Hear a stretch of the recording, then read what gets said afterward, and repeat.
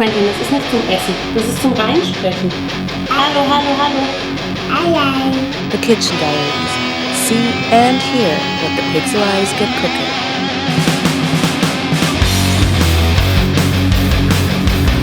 Welcome to the not yet famous Hierschbiel interview bench. I'm here with Jim Jeffries. Hello. And he's going to tell us something about his music. My music and the new album I've just done, and the video we're doing this afternoon, Dirk and I, for Fire. Jim, last time we met was 2 years ago at the Waldorf Weekender. Yep. I was 8 months pregnant, you were pretty hungover. I think I was still drunk when I was talking to you in the morning. It was literally one of those get out of bed 5 minutes before I'm supposed to be downstairs to see you. And today I'm only slightly hungover, so it's a bit better today, yeah. We improved. What has changed since then? I know you quit some bands, you've got some new bands. Tell us something about that. Well, it's funny watching the old video. I was talking about my plans and about the fact that I always had a constant evolving lineup situation with friends of mine. This is basically we got the album done on I Sold My Soul Media, the Jim Jeffries I'm Coming to Get You album. That was with Dan and Puck, I was mentioning to you before. They're quite busy at the moment with the Flintstones. The album apparently is selling quite well, but I'm also doing some work with the Whip Crackin' Daddies on the psychobilly scene. We played the Bedlam Weekender in England. And short time ago, I guess. 2 weeks ago, yeah, I can't remember because it was a bit of a drunken weekend again. And we're playing the Pineda de Mar Festival in Spain this June. They have a great lineup this year. It's amazing. It's the 20th anniversary, so it's like, you know, nearly every single headliner band you want to see on the scene. So can't wait to enjoy myself at that place. Sounds great. You mentioned your album that was coming to get you. Yeah. Jim Jeffries solo, as he told us last time. Solo with the band. It was, as I said before, I think when Frank Dicko said to me he wanted to work with me, he said the problem is you have so many bands and different guys that come and go because they're always busy.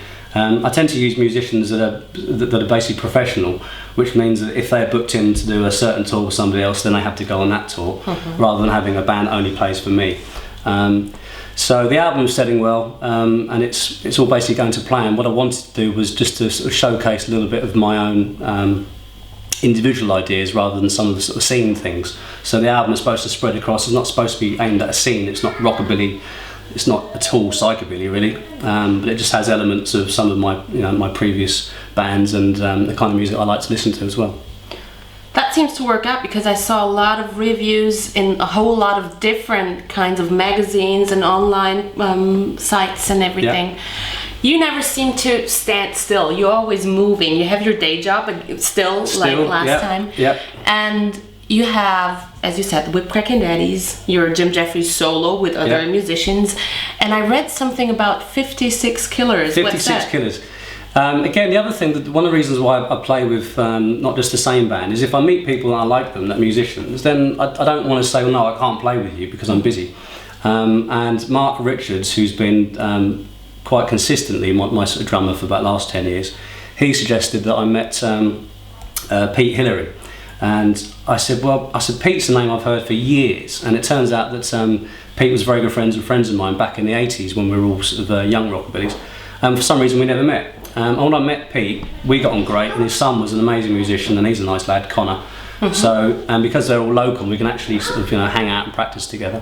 We agreed to do just a new project, which is going to be more a kind of entertaining rockabilly type thing. Like original 50s rockabilly stuff? A mixture. I think now it's 2012. I don't want to be one of these I'm authentic 50s bands or I'm an 80s old school band. I guess you'll never be. No, but also with this band, they're all quite interested in spreading within certain.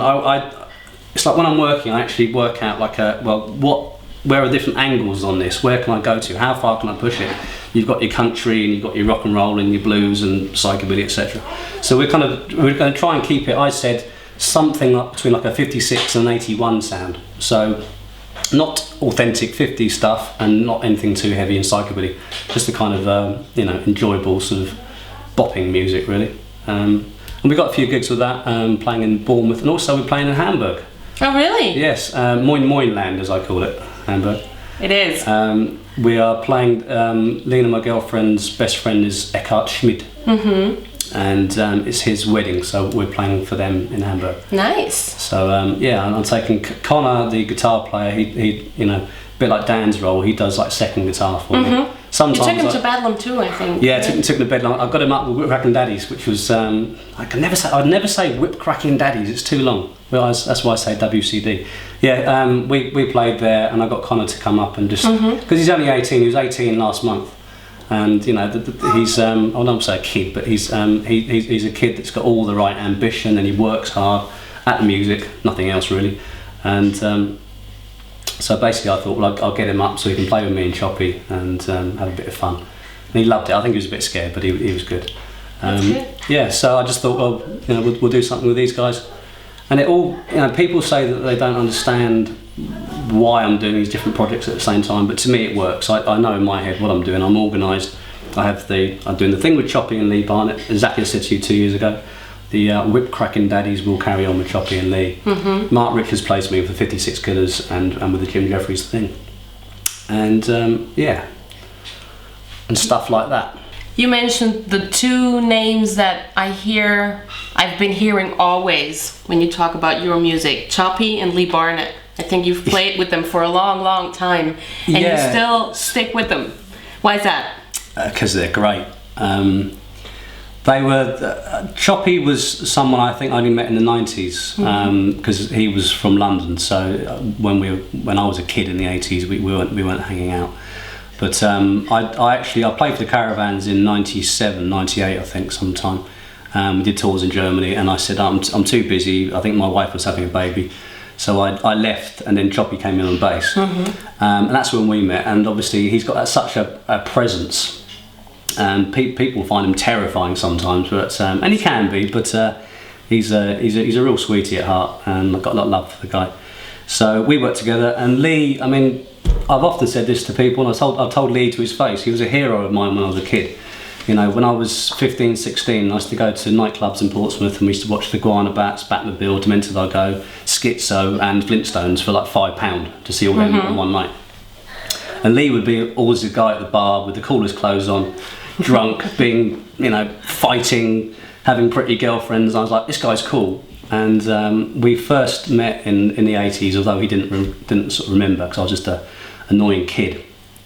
And then in the 90s we went on tour together, and our sort of friendship bonded from there. And through different things over the years, as I said, I left the Caravans in 2005.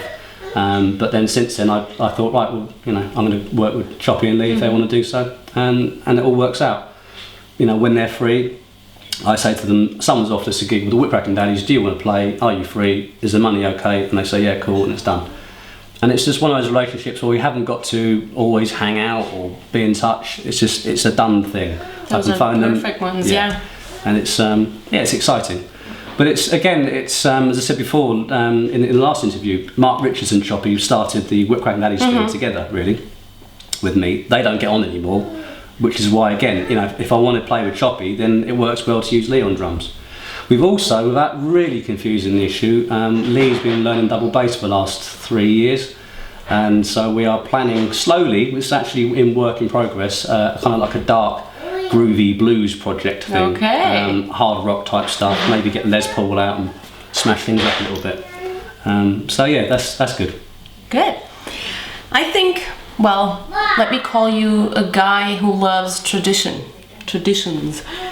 I think your daddy was a big influence on you, music-wise. Yeah. Make me cry now thinking about my dad. He's such a cool guy. I see you posting stuff about your daddy every once in a while on Facebook, stuff like that. Plus, I also read your daughters, who are very pretty, who are 11 and what, 13? 13, yeah. I'm now a father of a teenage daughter, which is...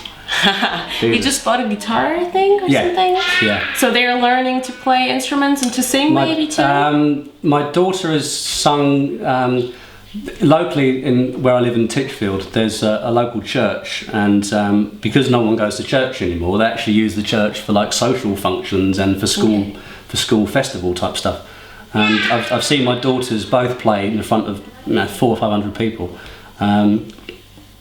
Excuse me. Wait a sec. Isabel plays drums, and I've seen her play drums to Rock Around the Clock in the church. And my eldest daughter, Jacinta, she sang a solo piece of Streets of London, the old Ralph McTell folk song. Really? In church. Both my daughters are more like, I can hear Quentin in the background. Yeah. Hugh, come in. Both my daughters take after their mother more than me. They're quite shy. They're not as flamboyant and what's the other word I am? Don't know. Annoying sometimes. Well, in German you would say Rampensau. You know what that is? I can't do the voice. Rampensau. No, I can't do that. Do you know what that is? Is that anything to do with? Well, it's a stage pig, more or less. I was going to say pigs. Literally always a translated. pig. There's always a pig somewhere in Germany. There's always a sow Rushfiner and something. So yeah, the kids, they've grown up with music. I mean, totally. I mean, my wife, who I'm great friends with now, but we're getting divorced. She got so fed up with living with me with music, and the kids did too. I get up in the morning and I had tapes, I have a cassette player in the bathroom, I have 3 record players in the house, upstairs, stereos downstairs. So I get on and there's music all the time. And obviously with some children, they either don't want to do what their parents do or they rebel against it. And again, going back to like the tradition thing, you something with my father. My dad always played, and when I was younger, it was Quentin, bring your toys in.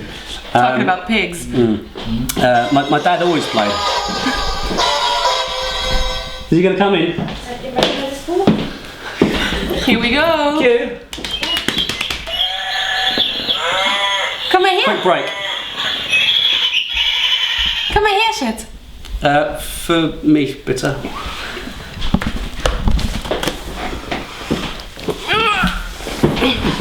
Right. We go. Okay, we're going to talk about my dad, and you can look at this. Okay.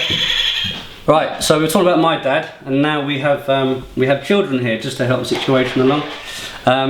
My dad was always like playing the guitar at parties and things when I was younger, but it wasn't really, again, like anybody. He had 2 children, he had a business, he had to try and concentrate on being a serious daddy, and he basically was playing a little bit, and then when my brother and myself got older, these are good words. When my brother and myself got older, my dad had more time to play, and then he started getting involved in banjo and stuff. And what I love about it is he's released like a self-produced solo CD 2 years ago when he was 65. And first time he's ever done something of his own after being in folk bands for years. Is this good? And he's mastered banjo over the last 20 years. And then the other day I went round and I saw a lap steel guitar. And I said to my dad, I said, why have you got a lap steel? So I thought I'd learn that as well. And he's 67. That's where you got that from. Yeah, but my mum never gets any credit. I'm always saying that. Field mouse? Can I say that one? Tractor? These are good words. My mum doesn't get any credit because she's not musical. She can't sing and she can't play anything. None of her family can. But my mum has always been one that's very into family love, and she's a very sort of emotional, strong-minded person, which is where I get a lot of myself from. So yeah, and also I have 2 brothers that both play guitar. They're both better than me. I have a younger brother and an elder brother, and they're wonderful guitar players. But again, they haven't really got the interest I have to go out and keep showing off doing it all the time. Just bring them next time. They wouldn't want to come. No, they have both got crew cut, shaved heads, and just they're normal guys. My older brother is in France, and he's been in bands over the years as well. Since the 90s, he was involved in some French, I think it's called EBM music, electronic based music. He does all that sort of stuff. So that's good. So back to the music. Last time we met, you said you prefer rockabilly over psychobilly because rockabilly has a lot of good parts, psychobilly has some bad parts. Yeah. Tell us something about the good and the bad parts. The good and the bad parts. Shall I tell you all the psychobilly bands I don't like? No, better not. As I said before, if you listen to like the XX Cortez CD, I play punk, I play heavy metal, etc. And one of the reasons why a lot of us got into psychobilly in the first place was because there's no boundaries. If you have electric bass, not a problem. If you want to play a heavy metal lead break in a song, you can do. But I've always preferred again, if you look at my own songs, they're 99% about the women that have been in my life, or the woman who sat there who is in my life. I can't even think about writing a song about zombies or, you know, I don't know, all that kind of psychobilly stuff. It's, you know, the Meteors or the Op Map thing. The Meteors did invent psychobilly. The Meteors are the only pure psychobilly band, in my opinion.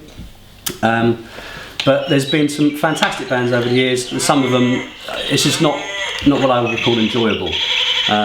You know, it doesn't matter if it's fast or punky. Just some bands I don't like. Whereas proper 50s rockabilly, and again, even with that, I have thousands and thousands and thousands of rockabilly vinyl records, and I would say 70% is rubbish. Especially some of the things they were making in the 70s. They're going to the States and they're buying all these old tapes from these defunct studios and putting any old crap onto an LP and calling it a rockabilly rare compilation, so people like me were buying it. But no, I don't call myself a rockabilly or a psychobilly, but hello, I'm Jim Jeffries and I'm down on the farm with Q. Call all cows down on the farm. What's the matter with you? Were you born in a barn?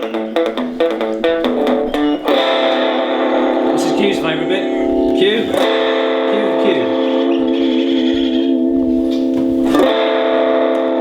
This Gretsch never stays in tune anyway, but Q's helping with the Bigsby. Where's the Fuchs? So you're about to shoot a new video with Dirk the Pixelite Bailout. Tell us something about that. Dirk, you say Dirk. Dirk. I thought he was called Dick. He is called Dirk, but he says Dirk himself, so... Okay. Yes. Like Dork. Dork. I still prefer Herr Dirk von Bielau. Of course. Yes. I think there should be a new von Bielau to... for all the little chavs to copy your stuff and have Von Bielau on their t-shirts and things, and you make no money from it. It's...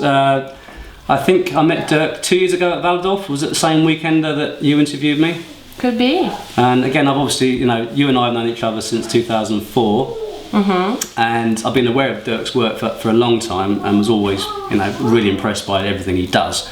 Dirk and I have the same kind of attitude towards things. If you're going to do something, then do it properly. Put some thought into it, plan it, get it organised, do it. If you say you're going to do something, actually get it done, finish it. I'm always starting things, and then if I say to someone that it may appear quiet, but I put it on the back burner, but I will come back to it, etc. And Dirk and I worked together on the album with Frank, and Dirk said, well, look, you know, if next time you're in Germany, if I got a free day, maybe we can work on a video together. So here I am today in your diner, and we're going to have an afternoon of me posing around, looking stupid, probably in the docks with the public laughing at us, and Dirk using his skills, and we're going to make a video. And today we're going to be working on Fire, which is a song from the Come to Get You album again. Which is actually Dirk's favourite song you've ever written, I think. He loves it. But I seem to recall that Dirk said that he preferred my older version, which was a bit heavier, a bit faster, with the more metal lead breaks. He's a metalhead. Yeah. So I guess he's gonna run, get his video done, and you guys hopefully enjoyed our little talk. Yeah. Thank you, Jim. Cheers. Triple chatting.